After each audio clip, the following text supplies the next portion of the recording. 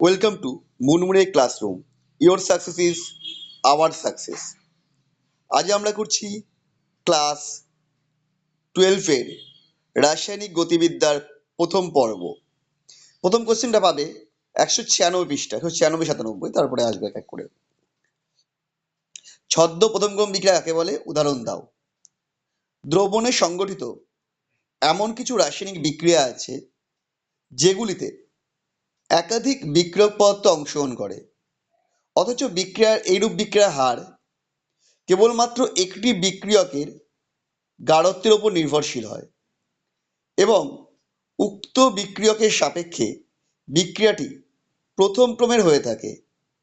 এই ধরনের বিক্রিয়াকে ছদ্ম প্রথমক্রম বিক্রিয়া বলে। যেমন আম্লিক মাধ্যমে ইথাইল অ্যাসিটেটের আদ্য বিশ্লেষণ। বিক্রিয়াটা দিয়ে দিয়েছি, CH3COO C2H5 aqueous plus H2O liquid, অ্যারোর ওপরে H প্লাস অবলিক ডেল্টা, মানে আম্লিক অ্যাসিড দেওয়া হয়েছে এবং তাপ দেওয়া হয়েছে। তৈরি হবে CH3COOH aqueous plus CH3CH2OH aqueous, মানে ইথানল। বিক্রিয়ার হচ্ছে equal to K concentration of CH3COO C2H5 ethyl acetate. এখানে জলের গাঢ়ত্ব উপর নির্ভরশীল করছে না, তাই এটা ছদ্ম প্রথমক্রম বিক্রিয়া। বিক্রিয়ার ক্রম ও আণবিকতার মধ্যে দুটো পার্থক্য। প্রথমটা দিয়েছি সংজ্ঞা। কোনো বিক্রিয়ার পরীক্ষালব্ধ বিক্রিয়া হার সমীকরণ উপস্থিত গাঢ়ত্ব রাশিগুলির ঘাতের সমষ্টি হলো বিক্রিয়ার ক্রম।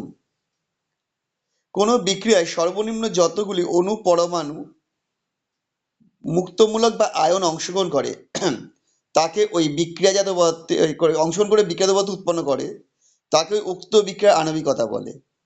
পরেরটা হচ্ছে মান।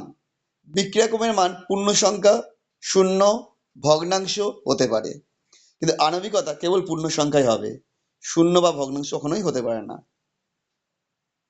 পরের কোশ্চেন, একটা বিক্রিয়ার বিক্রিয়া হার সমান সমান minus dA/dt equal to 2 dC/dt equal to minus 4/5 dB/dt। এই তথ্য থেকে রাশির বিক্রিয়াটির সমতা সমাধানকারী সমীকরণটা লিখতে বলেছে। প্রথমে ইকুয়েশন লিখে ফেলেছি, minus dA/dt equal to 2 dC/dt equal to minus 4/5 dB/dt। এবার সব করে 4 দিয়ে ভাগ করা হচ্ছে, ইকুয়াল বা 1/4 dA/dt equal to 2/4 dC/dt equal to minus 4/5 into 4 dB/dt, মানে এটা আসছে minus 1/4 dA/dt equal to 1/2 dC/dt equal to minus 1/5 dB/dt। তার মানে এর অনুসঙ্গ হচ্ছে 4, সি এর হচ্ছে 2, বি এর হচ্ছে 5, সেটা লিখে ফেলাম। সমস্ত সমান হবে 4a plus 5b equal to C. যেহেতু এ আর বি এর সামনে মাইনাস চিহ্ন আছে তাই এটা হচ্ছে বিক্রিয়ক পদার্থ, সি এর সামনে প্লাস চিহ্ন আছে, এটা হচ্ছে বিক্রিয়াজাত পদার্থ। পরেরটা, এ প্লাস এন অ্যারো বিক্রিয়াজাত। এই বিক্রিয়াটির এম এর মান 75% অন্তরিত হওয়ার জন্য প্রয়োজনীয় সময় 50% অন্তরিত হওয়ার জন্য প্রয়োজনীয় সময়ের দ্বিগুণ। বিক্রিয়াটির সামগ্রিক ক্রম 1 হলে এন এর গাঢ়ত্ব বনাম সময়ের লেখচিত্রের প্রকৃতি কিরূপ হবে? দেখো, এম প্লাস এন অ্যারো বিক্রিয়াজাত বলেছে। এই বিক্রিয়ায় এম এর 75% অন্তরিত হওয়ার জন্য প্রয়োজনীয় সময় এম এর 50% অন্তরিত হওয়ার জন্য প্রয়োজনীয় সময়ের দ্বিগুণ, অর্থাৎ এম এর সাথে বিক্রিয়ার ক্রম 1, কারণ হচ্ছে টি 3/4 ইকুয়াল টু 2 টি হাফ, সেই কারণে এটা হচ্ছে প্রথম ক্রম বিক্রিয়া। আবার সামগ্রিক ক্রম 1, তাহলে এন এর সাপেক্ষে ক্রম কত হবে? 1 - 1 0, তাহলে এন এর গাঢ়ত্ব বনাম সময় লেখচিত্র হবে একটা ঋণাত্মক নতিযুক্ত সরলরেখা, যার নতি হবে মাইনাস কে। আমি এটা দেখি, গ্রাফটা দিয়ে দিয়েছি। দেখা যদি প্রথম ক্রম বিক্রিয়ার ক্ষেত্রে a minus x equal to a 1/t two the power t/t half, যেখানে চিহ্নগুলি প্রচলিত অর্থ বহন করে। এটি প্রথম ক্রম বিক্রিয়ার বিক্রিয়কের প্রাথমিক গাঢ়ত্ব a ধরলাম, টি সময় পর গাঢ়ত্ব a মাইনাস এক্স। অর্ধায়ু টি হাফ হলে টি সময়ে অর্ধায়ু অতিক্রান্ত হয় t/t হাফ টি। প্রথম অর্ধায়ুর পর অবশিষ্ট পদার্থ কত হবে? a/2। দ্বিতীয়বার কত হবে? হাফ ইন্টু a/2, মানে a ইন্টু 1/2 স্কোয়ার। তৃতীয় অর্ধায় জীবনকাল পর হবে half into a into 1/2 to square, that means a into 1/2 এর কিউব, তাহলে টি বাই টি হাফ অর্ধবর্গের পরে কত হবে? গাঢ়ত্ব এ মাইনাস এক্স সমান সমান a into 1/2 to the power T by T half, যেটা প্রমাণ করতে বলেছিল প্রমাণ হয়ে গেল। 25 ডিগ্রি ও 45 ডিগ্রি তাপমাত্রায় একটি প্রথম ক্রম বিক্রিয়ার 50% সম্পূর্ণ হতে সময় লাগে 30 মিনিট ও 10 মিনিট। বিক্রিয়াটি সক্রিয়করণ শক্তি নির্ণয় করতে বলেছে। দেওয়া আছে বিক্রিয়াটির ডিএলএইচ হচ্ছে -40 কিলোজুল মোল ইনভার্স হলে বিপরীত বিক্রিয়ার জন্য সক্রিয়করণ শক্তি নির্ণয় করতে বলেছে এবং প্রয়োজনীয় লেখচিত্র অঙ্কন করতে বলেছে। বলছে তাপমাত্রা 25 সেকেন্ডের তাপমাত্রায় হার দেওয়া K1 ইকুয়াল টু কত হবে? 0.693/30। 35 কত হবে? ওটা একই ব্যাপার, 0.693/10। এবার আমাদের ফর্মুলা ছিল K ইকুয়াল টু 0.693/টি হাফ, টি হাফই বলে দিয়েছিল। একক হচ্ছে minute inverse. Log K2/K1 equal to EA বাই 2.303R T2 মাইনাস T1/T1 T2। ভ্যালুগুলো পুট করে দিলাম, করলে যাচ্ছে 43.285। বিক্রিয়াটির ডেলএইচ এর মান হচ্ছে মাইনাস কিলোজুল মোল ইনভার্স। আচ্ছা, এখানে এটা বলার আছে লগ 3 মানটা যদি 0.47 নাও বা 0.5 নাও, তাহলে কিন্তু ভ্যালুগুলো আলাদা আলাদা আছে। পুরো ভ্যালুটা নিলে এরকম আসছে।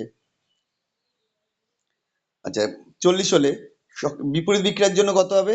40 প্লাস 43.285, দ্যাট মিনস আসছে 43.285 কিলোজুল মোল ইনভার্স।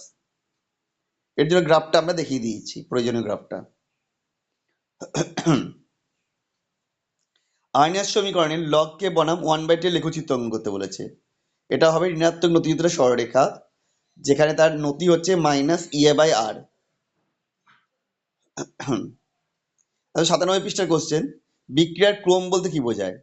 কোনো রাসায়নিক বিক্রিয়ার পরীক্ষালব্ধ বিক্রিয়া হার সমীকরণে কোনো বিক্রিয়কের গাঢ়ত্ব রাশির ঘাত হলো ওই বিক্রিয়কের সাপেক্ষে বিক্রিয়াটির ক্রম, এবং বিক্রিয়া হার সমীকরণে সকল গাঢ়ত্ব রাশির ঘাতের সমষ্টিকে ওই বিক্রিয়ার সামক্রম বা সামগ্রিক ক্রম বলে।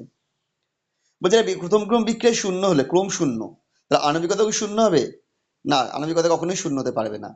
কেন না? কোনো বিক্রিয়ার হার ওই মুহূর্তে বিক্রিয়কে উপস্থিত বিক্রিয়কের গাঢ়ত্বের উপর নির্ভরশীল না হলে বিক্রিয়ার ক্রম শূন্য হয়। তবে এক্ষেত্রে বিক্রিয়া অংশগ্রহণকারী বিক্রিয়কের অনুসংখ্যা কখনোই শূন্য হতে পারে না। আণবিকতা শূন্যর অর্থ বিক্রিয়ক পদ ছাড়াই বিক্রিয়ক পদার্থ উৎপন্ন হচ্ছে, যেটা বাস্তবে অসম্ভব।